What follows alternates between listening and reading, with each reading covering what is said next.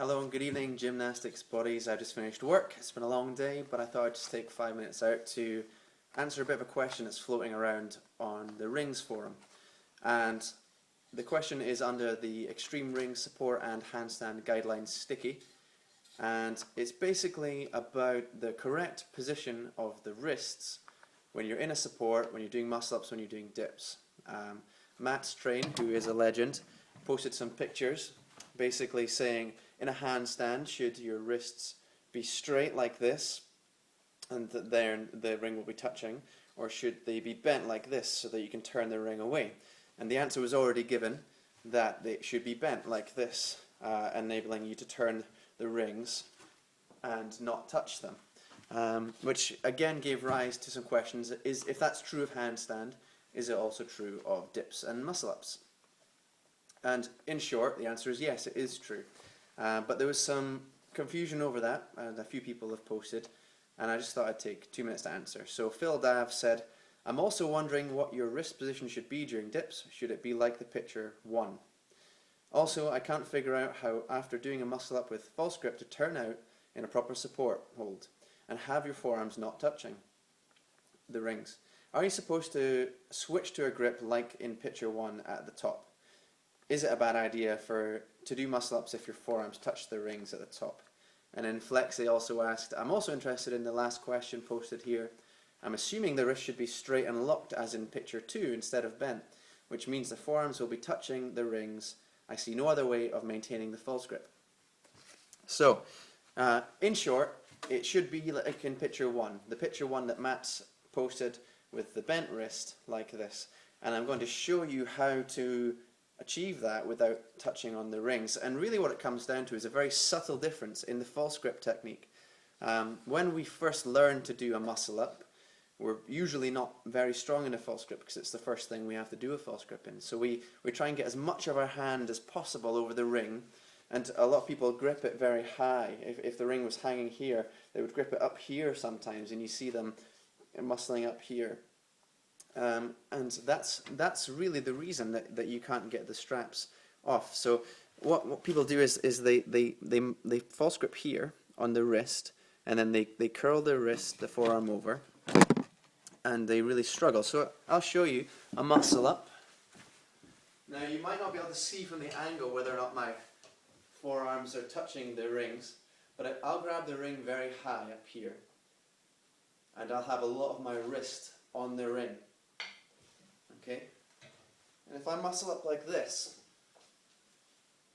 even if I turn the rings out wide, my forearms are still touching the straps, just because of the hand position on the rings. And that's probably why people are confused about how to get your forearms not to touch the ring. I'll show you the difference.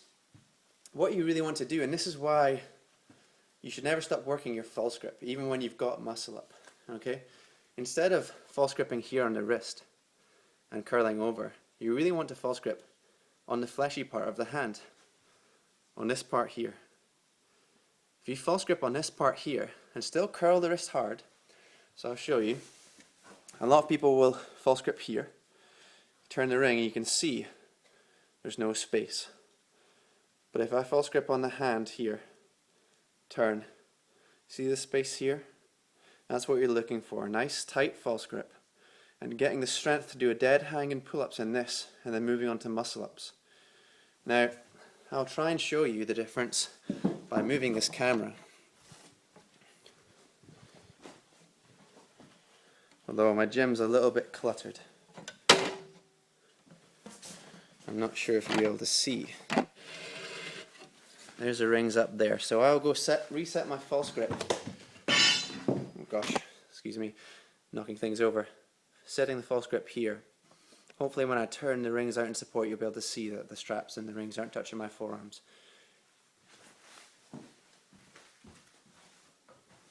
So I'm going to come up again, reset my false grip on this fleshy part of my hand, and a little bit lower on the rings this time. Not up here on the wrist, but down here on the fleshy part.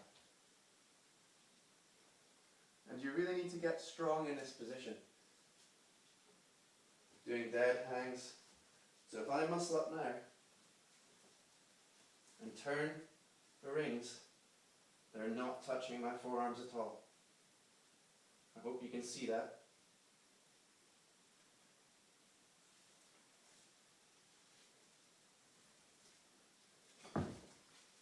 So, that's really my encouragement. I suspect those who just can't see a way of getting the forearms off the rings are false gripping really in this crook of the wrist. If you move and work your false grip instead of here to here, it's only an inch difference. It'll be a difficult transition at times, and you'll require a bit more strength, but that's the difference. So try that, and remember, just because you can do a false grip and get a muscle up, you want to keep working that false grip, work it a bit higher up in the hand, because you want to be doing front levers and back levers in false grip as well, so you need a really strong false grip. So don't stop working it. Do dead hangs in false grip, do pull-ups in false grip, do muscle-ups in false grip.